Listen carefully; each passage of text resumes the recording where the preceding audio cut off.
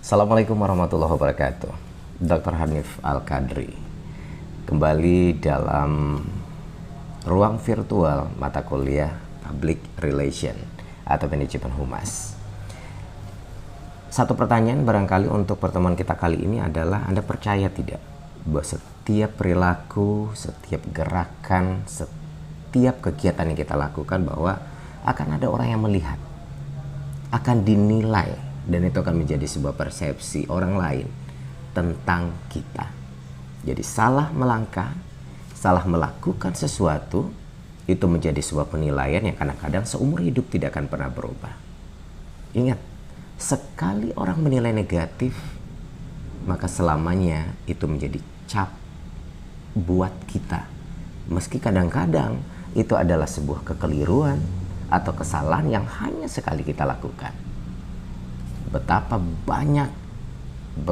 sebenarnya kita menjaga image sedemikian rupa, berlaku sebaik mungkin, tapi satu saat karena kesalahan atau karena kekeliruan kita muncul sesuatu yang akhirnya menjadi penilaian negatif orang lain terhadap kita.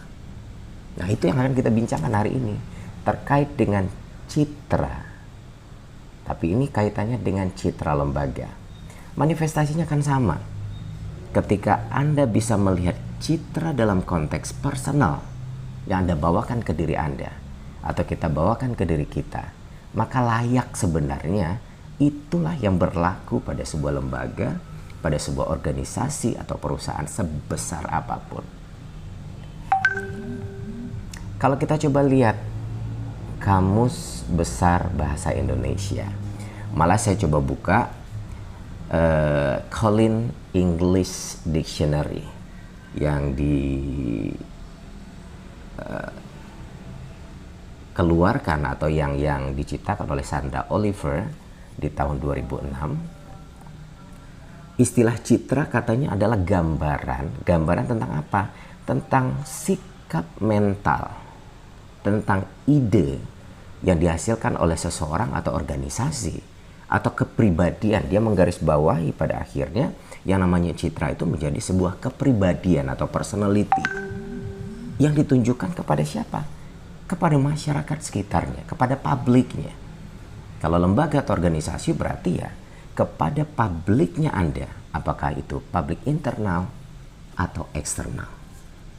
Jadi sedikit saja satu kesalahan, kadang-kadang image itu yang akan dibawa oleh orang lain, oleh publik Anda, tentang seberapa hebat atau seberapa bermasalahnya lembaga Anda, atau seberapa hebat atau seberapa gagalnya Anda sebagai pribadi di mata orang lain. Maka kadang-kadang istilahnya melakukan sesuatu, berbuat sesuatu, harus berpikir dan harus didesain sedemikian rupa. Bahkan mengucapkan dan mengatakan sesuatu kadang-kadang perlu ratusan kali untuk dikoreksi.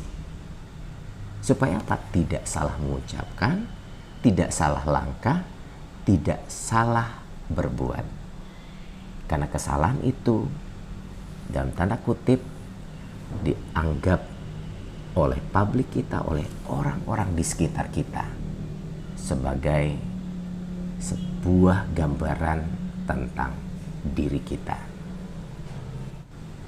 Istilah citra lahir dalam 3 konsep: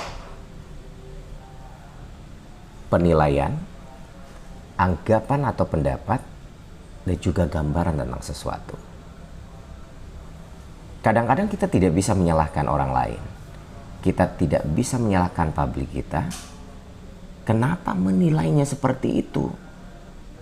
Padahal kadang-kadang kita bisa gondok, apalagi perusahaan yang notabene terkait dengan produk yang bisa merusak nama baik perusahaan atau lembaga akibat apa yang disampaikan oleh publik. Tapi publik tidak bisa disalahkan. Kenapa? Penilaian, gambaran, persepsi yang muncul di tengah-tengah masyarakat tentang kita atau tentang perusahaan kita atau tentang lembaga kita itu muncul akibat dari apa yang kita sampaikan. Apakah itu sadar atau tidak sadar? Karena yang namanya komunikasi itu jauh lebih banyak dipercayai adalah non-verbalnya ketimbang verbal. Verbal seringkali bermasalah. Ini satu titik penilaian.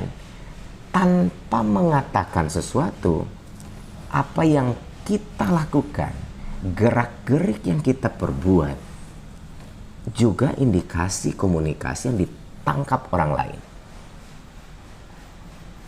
Dan itu akan menjadi sebuah penilaian. Bahkan yang parahnya, itu menjadi sebuah kesimpulan dan gambaran tentang siapa kita. Karena istilah image bisa dianggap sebagai picture of mind. Jadi itu akan menjadi cerminan dalam pikiran orang lain, akan menjadi gambaran pantulan, it's you. Itulah kita. Maka hidup di dunia, kalau kita bawakan ke pribadi, ya mikir, mengatakan sesuatu, mengucapkan sesuatu dan berkomunikasi, akan mengatakan apa, kepada siapa, kalau kepada siapa, caranya gimana, intinya apa, waktunya kapan, tepat tidak. Karena kesalahan persepsi, misal nih saya mengatakan sesuatu kepada orang yang lebih tua, itu ada etik moralnya, ada sopan santunnya. Ketika saya menyampaikan dengan gaya saya, kadang-kadang ditangkap, padahal maksudnya bukan begitu, tapi ditangkap tidak sopan oleh orang yang lebih tua. Maka orang tua ini menganggap ini anak ini tidak sopan, padahal nggak ada niat sama sekali, tapi hanya karena tidak tahu berbicara kepada siapa, kita anggap sama, berbicara ke teman yang sama besar kepada orang yang lebih tua. Itu pada akhirnya jadi penilaian, dan parahnya persepsi yang muncul di lawan bicara kita tadi itu dipublish ke orang lain. Karena itu iklan berjalan tanpa dibayar, menjadi corong waktu yang bisa menyebar kepada siapapun. Jadi satu orang yang punya kesimpulan tentang tuh anak nggak sopan, ngomongnya kagak tahu, etika moralnya nggak ada, sampai ke si B sampai si C, ya begitu terus. Akhirnya melekat apa? Siapa? Tuh anak yang mana? Yang kagak sopan itu.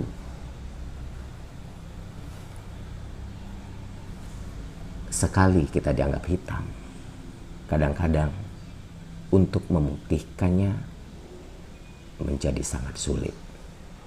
Apalagi lembaga besar, sebuah perusahaan, sebuah organisasi.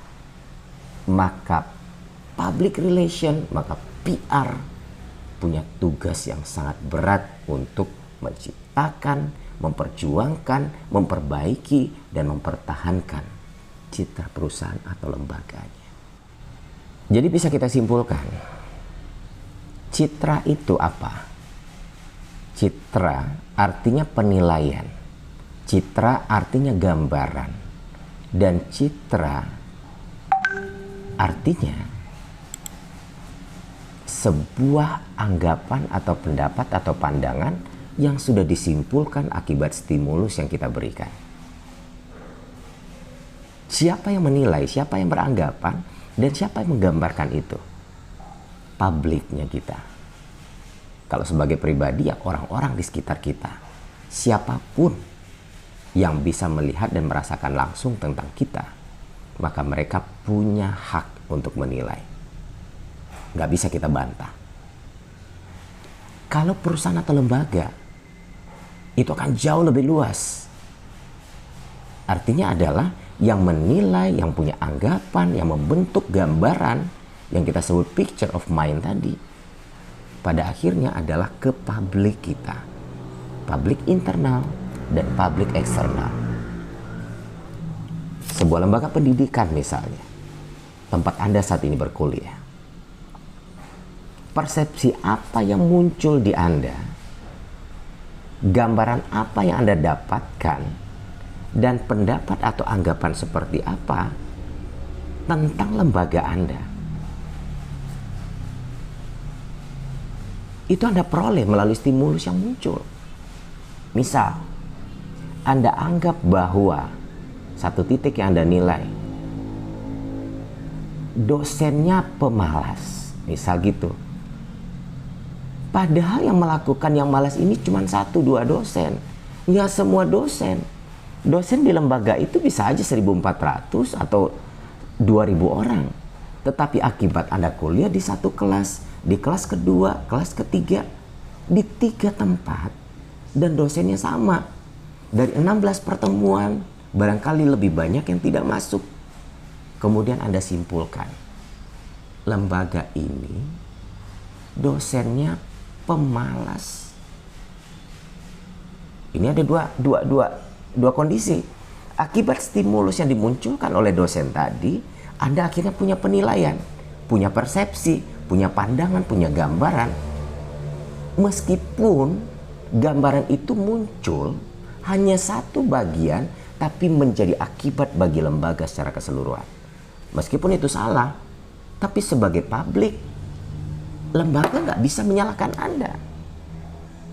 Karena apa? Stimulus dan pengalaman yang Anda peroleh dalam proses, ya akibat yang dimunculkan oleh bagian dari lembaga tadi.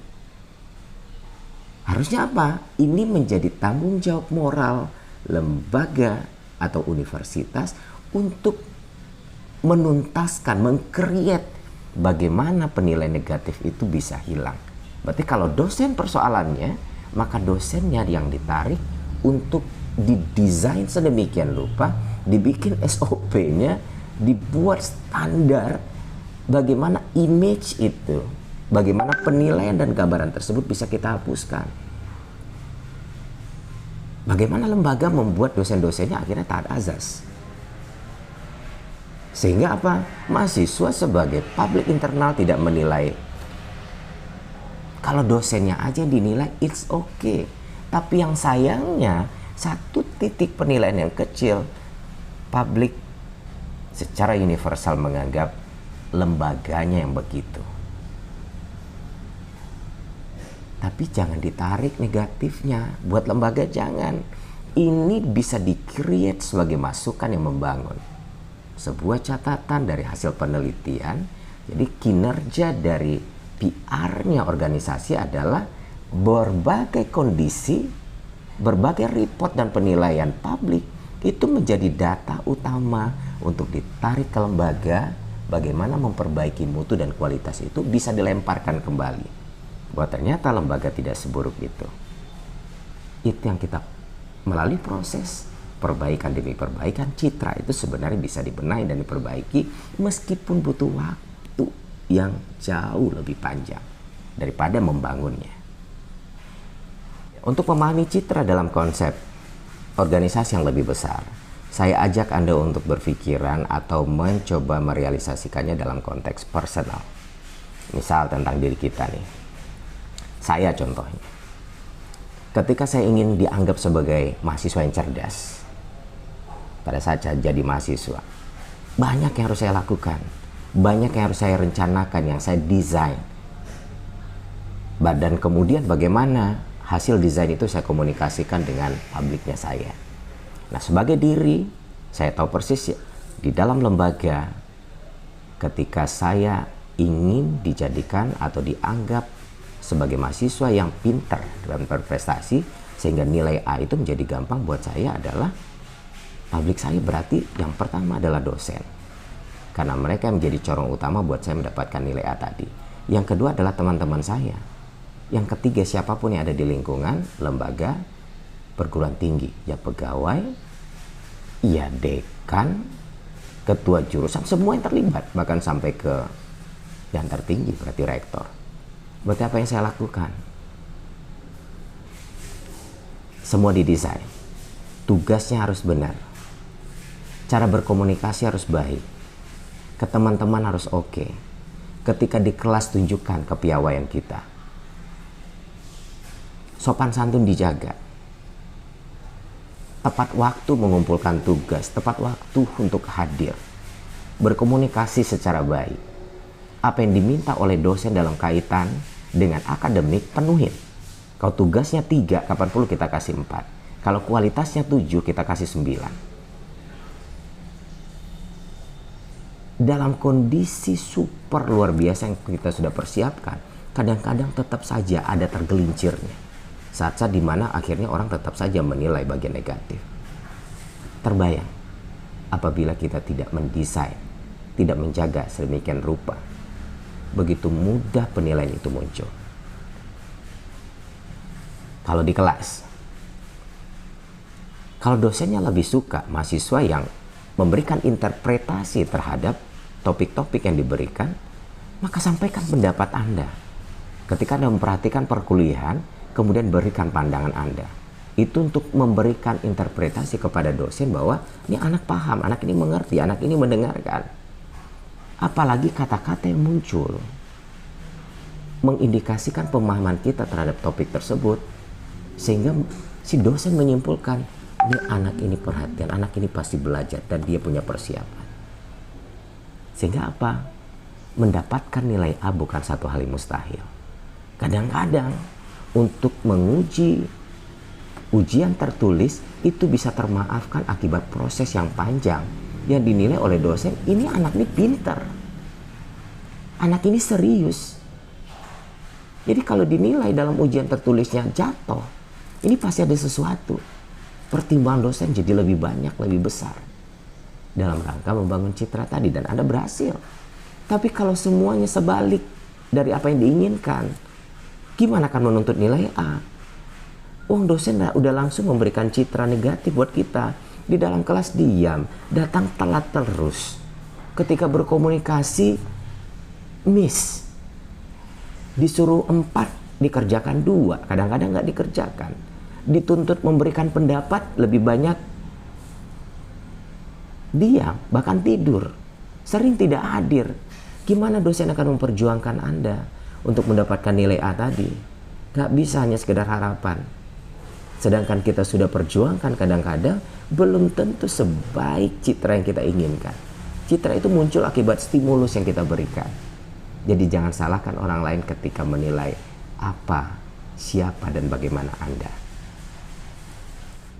Oke, seluruh mahasiswa dalam mata kuliah Public Relation dan Manajemen Humas.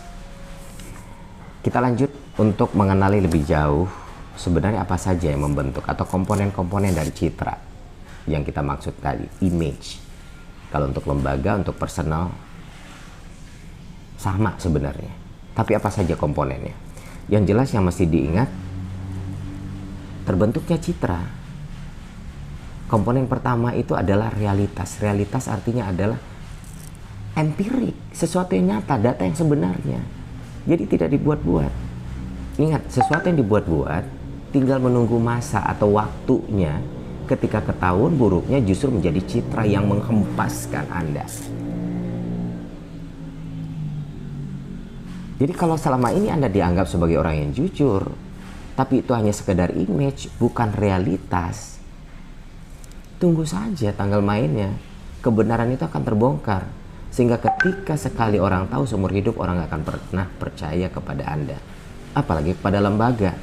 Misalnya nih perusahaan yang menghasilkan satu produk. Produk itu taruhlah misalnya shampoo. Shampoo katanya adalah bisa mengatasi atau apa ya, kalau iklan shampoo khusus untuk Anda yang bermasalah dengan ketombe, sekali 2 kali pakai maka ketombe akan sirna. Tunggu tanggal mainnya kalau ternyata itu nggak benar. Walaupun saya tahu persis bahwa mengidentifikasi proses iklan itu panjang, itu bukan sebuah kebohongan tapi trik yang dimainkan. Di iklannya berbunyi 1-2 hari yang shampoo bisa menghilangkan ketombe, tapi bukan ketombe Anda, kan masih ada komanya di situ, ada makna implisit di belakang itu.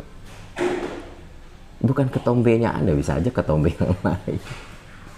Tapi itu tadi, ketika itu dijual ke pasaran dan orang peduli dan ingin mencoba sekali, kadang-kadang hanya butuh sekali orang ingin menggunakan.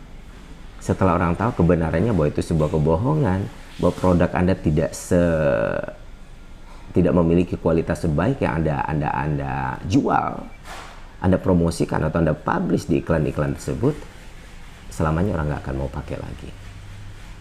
Karena manusia cukup sekali dia jatuh ke lubang yang sama. Kalau yang pinter nih, cukup satu kali jatuh ke lubang yang sama, yang kedua nggak mau lagi.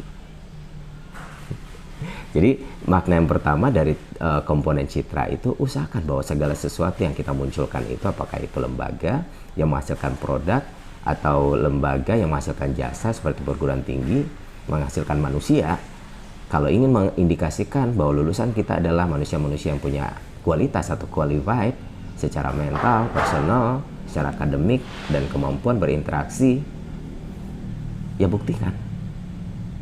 Jadi jangan hanya menjual janji, tapi bukti. Kenapa? Ketika lulus, industri akan langsung menjejal apa yang Anda sampaikan tadi. Apakah janji Anda jual atau bukti? Kalau hanya sekedar janji, sekali perusahaan atau sekali industri atau tempat kerja yang akan menampung lulusan kita tidak percaya, maka selamanya kita akan di blacklist. Dan sayangnya lulusan kita yang akan di blacklist. Jadi hati-hati dengan lembaga pencitraan yang dimunculkan. Maka namanya bukan pencitraan tapi citra. Citra itu terbangun akibat stimulus yang kita berikan dan sifatnya adalah realitas atau kebenaran. Tapi kalau pencitraan, nah itu istilah anak muda sekarang, image, jaim, jaga image. Artinya tidak yang sebenarnya, tapi dijaga-jaga supaya bla bla bla. Yang mudah-mudahan Anda sebagai mahasiswa tidak jaim, tapi justru memang memunculkan citra real Anda yang sebenarnya. Kalau Anda jujur, ya berlakulah sejujur secara alamiah, tanpa harus dibuat-buat. Atau sekarang tidak jujur, tapi ingin menimbulkan kesan jujur. Jangan menimbulkan kesan jujur, ingin menjadi orang jujur, maka mulailah melakukan kejujuran itu pelan tapi pasti. Jangan pernah berbohong. Sekali orang tahu Anda bohong, selamanya orang tidak akan pernah percaya dengan Anda. Komponen yang kedua dari citra, tadi realitas, yang kedua itu adalah sesuatu yang ideal. Jadi yang ideal itu kalau lulusan yang diharapkan misalnya perguruan tinggi, lulusan yang diharapkan oleh industri itu adalah lulusan dengan tipikal A, maka seharusnya sesuatu yang ideal yang ingin kita capai itu adalah yang A, menghasilkan lulusan-lulusan dengan kategori A sesuai dengan harapan dari industri, sehingga ketika lulus mereka masuk ke industri sesuai, tinggal masuk. Dan selamanya lembaga-lembaga kerja, dunia kerja sebagai industri yang akan menampung tempat para lulusan kita untuk berkarya, mereka akan percaya selamanya dengan lembaga kita. Karena apa? Komponen yang terbentuk dari citra yang sudah melekat di pikiran mereka, misalnya sekolah nih, sebagai lembaga LPTK misalnya, berarti salah satu tempat atau industri yang akan menampung lulusan kita adalah sekolah. Nah, sekolah punya persepsi tentang lembaga kita bahwa tuntutan ideal yang diharapkan adalah anak-anak yang memiliki kemampuan akademik tinggi, kemampuan public speaking yang baik, karena yang namanya guru itu adalah public speaker, kemampuan pendekatan, pengenalan secara psikologi, kemampuan SDM dan leadership yang baik, maka tuntutan itu yang harus kita penuhin kepada anak, kepada mahasiswa. Bagaimana mahasiswa, calon lulusan, calon guru ini memang memiliki kemampuan yang diinginkan oleh sekolah-sekolah tadi. Memiliki kemampuan public speaking, memiliki kemampuan bahasa Inggris, memiliki pendekatan, kemampuan kepemimpinan leadership yang baik, bagaimana mengambil keputusan yang oke, strategi yang handal, secara akademik pintar. Maka sekolah manapun akan so welcome untuk lulusan kita. Sehingga apa? Ini akan meningkatkan daya serap lulusan kita di dunia kerja.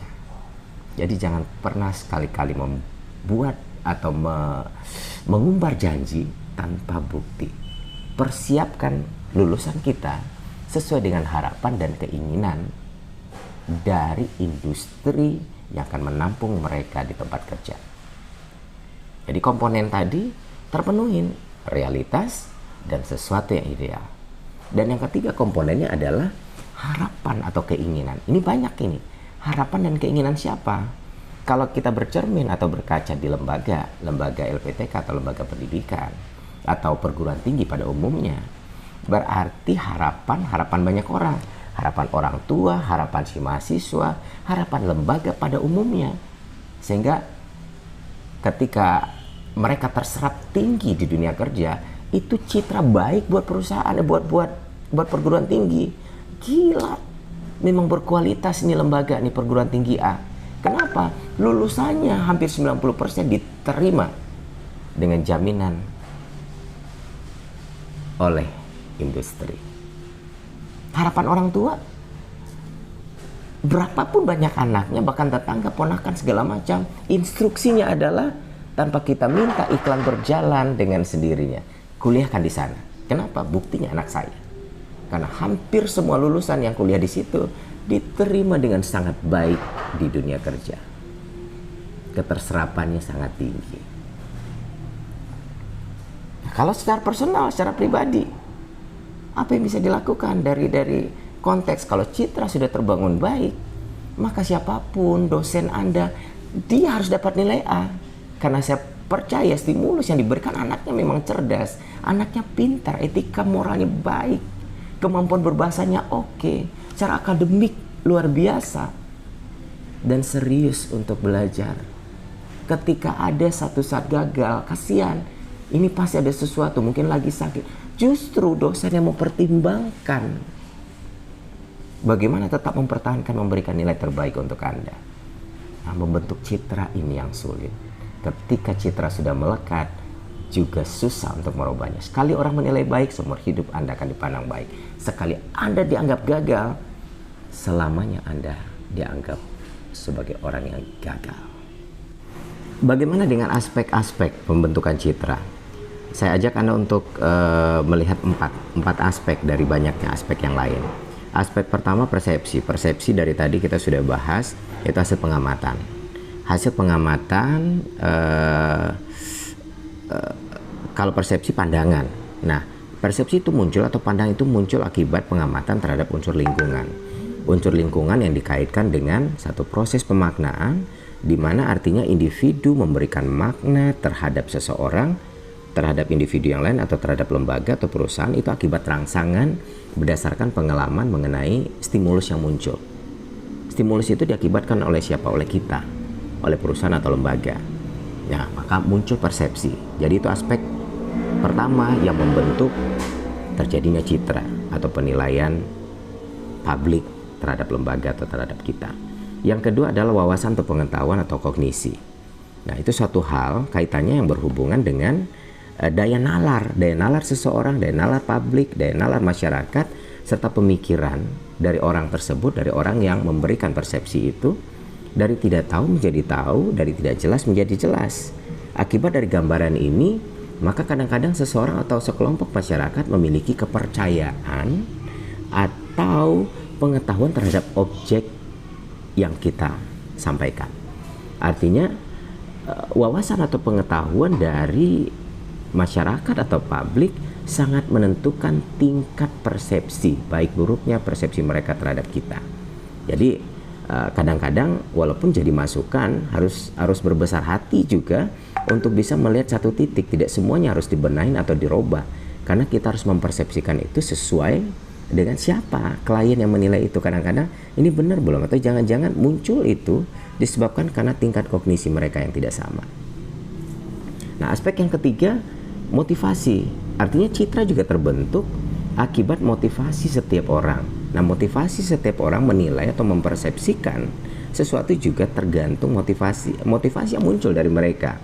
Karena motivasi setiap orang tidak pernah sama untuk melihat, untuk menilai sesuatu. Misalnya ada motivasi yang berbeda antara saya dengan Anda atau orang-orang lain ketika melihat satu benda. Nah, itu menjadi strategi buat lembaga atau perusahaan juga untuk mengatur siasat atau strategi berikutnya. Gimana menghadapi itu ketika citra atau penilaian mereka sudah publish atau diketahui oleh banyak orang. Dan yang mempengaruhi berikutnya, aspek berikutnya terbentuknya citra adalah sikap. Adanya kecenderungan bertindak, kecenderungan berpersepsi atau berpikir dan merasakan banyak hal dalam menghadapi objek atau ide atau situasi atau nilai tertentu terhadap satu hal, terhadap orang, terhadap lembaga atau terhadap perusahaan. Jadi mau tidak mau persepsi, kognisi, motivasi, dan sikap dari publik, dari masyarakat, dari orang-orang yang menilai, yang memberikan citra itu merupakan bagian atau aspek-aspek yang membentuk citra lembaga atau citra kita secara personal. Muncul satu pertanyaan barangkali dalam pikiran kita, pikiran saya atau Anda. Ketika citra sudah terbentuk, mudah-mudahan citranya bagus. Ketika citra baik sudah terbentuk, apa yang kita bisa lakukan untuk mempertahankan citra yang sudah ada itu? Karena hati-hati ketika tidak dilakukan dengan strategi yang dipersiapkan sedemikian rupa, kadang-kadang citra bisa berubah dari baik menjadi buruk. Begitu sangat mudah berubahnya. Nah, ketika sudah terlanjur baik, maka Anda harus punya strategi bagaimana mempertahankan citra baik itu agar tetap melekat di lembaga Anda atau tetap menjadi bagian dari diri Anda. Sehingga Anda dikenali sebagai personal yang baik sesuai dengan apa yang Anda harapkan. Nah, yang pertama yang bisa dilakukan adalah merubah penampilan. Kalau untuk diri sendiri artinya adalah perbaiki penampilan Anda. Ketika Anda dinilai bagus, memang anak yang selalu mau memperbaiki diri, ya penampilannya dibenerin terus dari hari ke hari, waktu ke waktu, sehingga memang selalu ada konsep. Orang yang beruntung itu adalah ketika kehidupannya, ketika pribadinya, ketika dia lebih baik hari ini dibandingkan sebelumnya, atau besok lebih baik dari hari ini dan lusa lebih baik dari hari esok. Nah, penampilan dijaga terus dan dibenahin atau diperbaiki. Kalau untuk lembaga, penampilan tidak hanya faktor X yang terlihat, tapi secara keseluruhan yang bisa memunculkan atau memotivasi publik atau masyarakat untuk menilai Anda memang layak untuk diacungi jempol. Memang pantas untuk diberikan kualitas seperti yang saat ini dinilai. Kemudian apa yang bisa dilakukan berikutnya? Berkomunikasi dengan banyak orang. Kalau maksudnya adalah yang memberikan penilaian itu adalah publik Anda, maka berkomunikasilah sebaik mungkin dengan publik tersebut. Untuk lembaga berarti publiknya internal dan eksternal. Internal itu maksudnya dikomunikasikan, disosialisasikan berbagai aturan SOP yang akan membuat citra itu tetap bertahan. Berikan layanan sedemikian rupa. Layanan itu juga adalah bentuk komunikasi. Misal LPTK tadi, supaya penilaian mereka positif terhadap kita, sarana prasarananya, kemampuan dosennya, kehadiran dosennya, layanan pegawainya terhadap mereka sebagai salah satu publik kita yang mahasiswa tadi, sehingga penilaiannya tetap positif. Karena kalau mahasiswa sudah positif penilaiannya terhadap lembaga secara keseluruhan, kepercayaan akan muncul. Dan itu memberikan imbas kepada siapa? Kepada lembaga. Karena mereka adalah corong iklan tanpa dibayar. Jadi setiap ada teman yang bercerita begitu bangga, dia akan mengatakan bahwa saya adalah lulusan dari lembaga ini. Saya adalah lulusan dari perguruan tinggi ini. Tanpa diminta mereka akan berpromosi. Nah, yang ketiga yang bisa dilakukan adalah yang saya sebutkan barusan, mempromosikan diri ya lewat itu tadi. Kadang-kadang secara formil ya melalui iklan, melalui media. Tetapi tanpa disadari, iklan yang paling luar biasa itu adalah membuat penilaian publik kita tadi menjadi positif terhadap kita. Maka tanpa disadari mereka menjadi media iklan yang bergerak ke penjuru bumi tanpa membutuhkan biaya sepeser pun. Mereka akan mempublish itu menjadi perantara kita. Jadi beruntunglah lembaga ketika mampu memberikan layanan terbaik sehingga publik internal dan eksternalnya merasa puas atau meyakini kualitasnya. Maka mereka akan menjual kualitas itu kepada orang lain tanpa diminta oleh lembaga tersebut. Dan yang terakhir yang bisa dilakukan diantaranya adalah menjaga reputasi. Ya banyak hal, reputasi yang sudah terbentuk berarti dijaga sedemikian rupa. Kalau reputasi kita adalah penghasil, misalnya LPTK penghasil guru yang baik, maka yang muncul lulusan kita itu adalah lulusan-lulusan yang memang memenuhi kriteria dan harapan sekolah. Sekarang Anda saya ajak untuk mengenal lebih jauh tentang berbagai jenis dari citra. Karena ternyata citra itu sendiri terdiri dari banyak sekali jenis. Kalau selama ini kita menganggap bahwa citra itu adalah persepsi yang berkembang di tengah masyarakat atau di depan publik, apakah publik internal ataupun eksternal, dalam diri mereka terhadap lembaga kita, itu mengenai apa? Mengenai realitas atau kenyataan yang terlihat tentang kita, tentang perusahaan atau lembaga. Maka menurut Frank Jeff Klein itu ada beberapa jenis. Jeff Klein ini membagi menjadi 6 jenis citra. Yang pertama kita menyebutnya the mirror image. Nama juga the mirror artinya kaca atau cermin, itu artinya adalah citra bayangan. Ibarat kaca atau cermin, seakan-akan muncul pantulan diri kita di depan sana. Artinya itu bukan kita yang sebenarnya, tapi itu bisa kita jadikan sebagai bahan, sebagai data untuk memperbaiki yang di sini. Misal bayangan itu memperlihatkan there is something in your eyes, pasti ada sesuatu di sini, maka nggak ada salahnya dikucek supaya bersih. Jangan sampai ya udah itu pandangan mereka terus kita biarkan. The mirror image bisa dimanfaatkan oleh sebuah lembaga sebesar apapun untuk menjadi data, memperbaiki atau mengolah atau diolah kembali menjadi sesuatu yang membuat citra kita menjadi lebih baik. Nah, yang kedua, the current image atau citra yang berlaku. Artinya adalah ya citra itu sudah begitu dan sudah terbentuk sedemikian rupa di tengah masyarakat atau publik. Itu akibat apa? Akibat stimulus yang selama ini waktu per waktu terjadi. Kita kasih contoh lah misalnya, dan ini memang cenderung negatif. Kalau the current image itu indikasinya cenderung lebih negatif. Misalnya mohon maaf kepada pihak kepolisian, ada pandangan atau persepsi buruk masyarakat terhadap kepolisian. Itu akibat apa? Kepolisian tidak bisa menyalahkan atau memberikan pandangan buruk pula ke masyarakat atau bertahan dengan harga diri yang tinggi, tapi harusnya ini dijadikan sebagai masukan. Kenapa? Itu stimulus yang muncul akibat oknum-oknum polisi yang ada di jalan raya misalnya. Nah, ini yang seharusnya dimanfaatkan oleh lembaga dan perusahaan sebagai data untuk memperbaiki kalau memang itu sudah terlanjur dan ada di. Yang ketiga adalah citra yang diharapkan atau disebut dengan the wish image.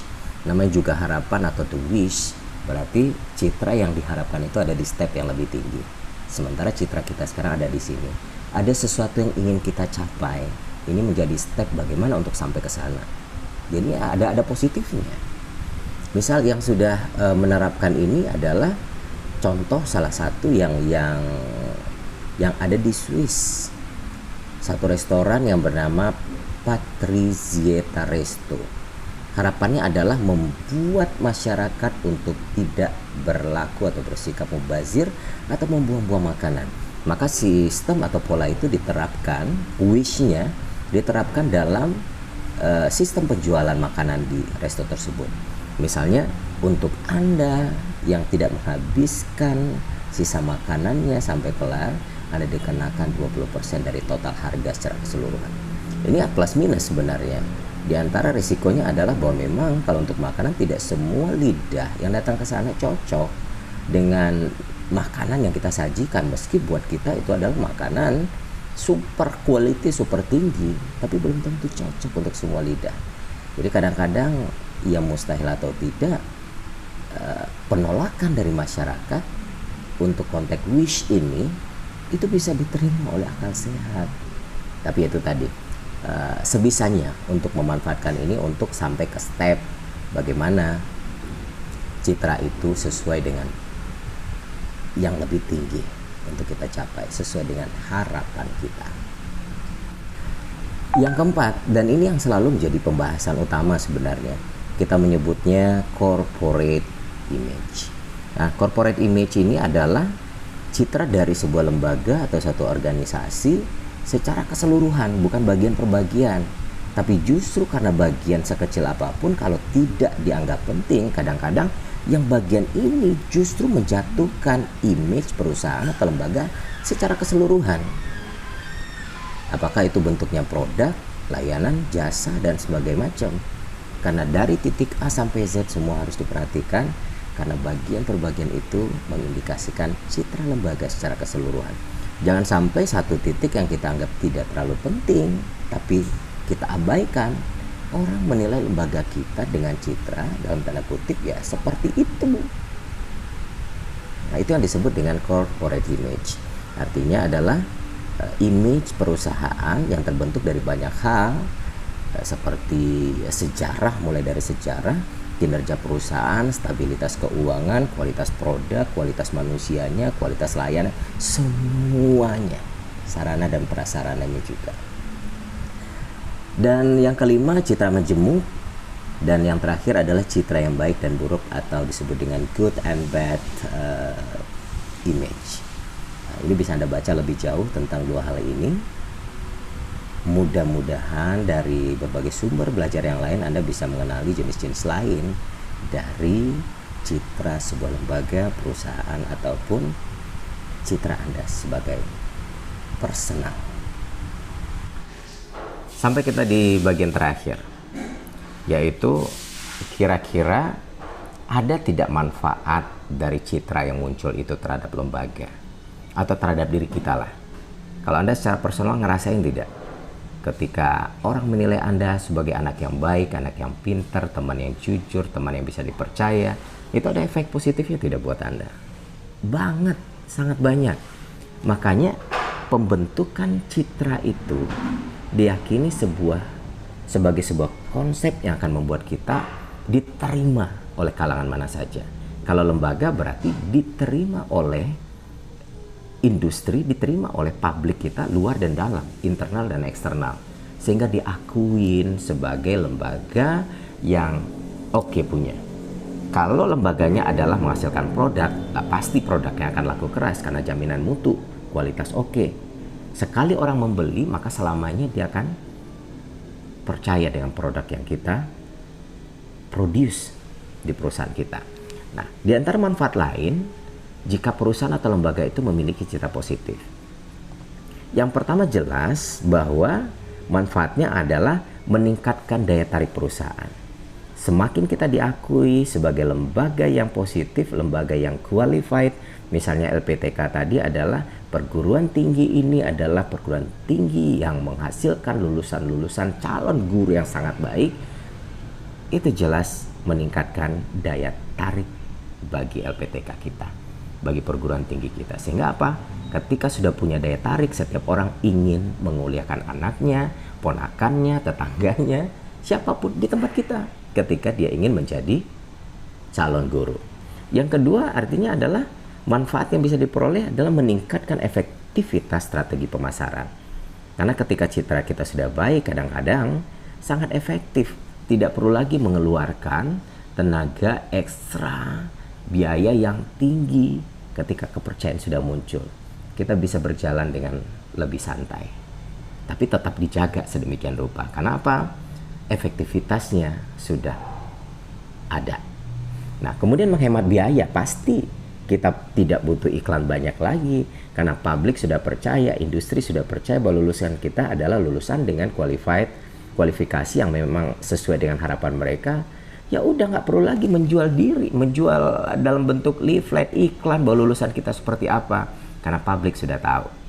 Nah, daya saing jangka panjang, jangka menengah, jangka pendek, jangan ditanya. Semua orang akan mencari kualitas.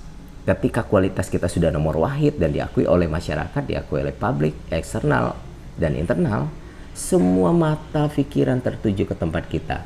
Makanya biasanya perguruan tinggi yang mahasiswa paling banyak yang mana? Yang dicari orang yang mana? Dan orang mau membayar mahal untuk menguliahkan anak-anaknya atau menyekolahkan anaknya di sekolah yang mana? sekolah yang kualitasnya tinggi. Bahkan kalau kualitasnya diakui, orang tua tidak akan mikir dua kali sebesar apapun biayanya. Dan itu terakhir, manfaatnya adalah citra itu yang sudah terbentuk itu menjadi perisai di saat lembaga atau perusahaan mengalami krisis. Misalnya lembaga tadi, kalau kita menghasilkan lulusan-lulusan yang qualified, yang hebat, ketika mengalami krisis pada satu saat, orang tetap akan percaya. Dia harus dikasih kepercayaan.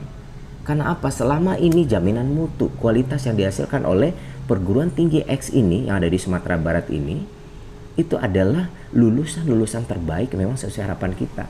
Jadi perisai. Justru masyarakat dan publik itu menjadi tameng yang akan membela kita ketika citra positif itu sudah terbentuk. Jadi berbahagialah Anda yang sudah mendapatkan penilaian, persepsi baik, dan citra baik dari masyarakat di sekitar Anda. Berbahagialah perusahaan Anda, lembaga Anda, perguruan tinggi Anda ketika mendapatkan kepercayaan itu dari masyarakat. Demikian perkuliahan kita untuk hari ini soal citra terhadap lembaga, bagaimana manfaat, seperti apa komponen dan unsur-unsur yang membentuk dari citra itu. Mudah-mudahan bisa Anda pahami dan Anda analisis secara baik. Saya Dr. Hanif Al-Kadri pamit. Wassalamualaikum warahmatullahi wabarakatuh. Sampai jumpa.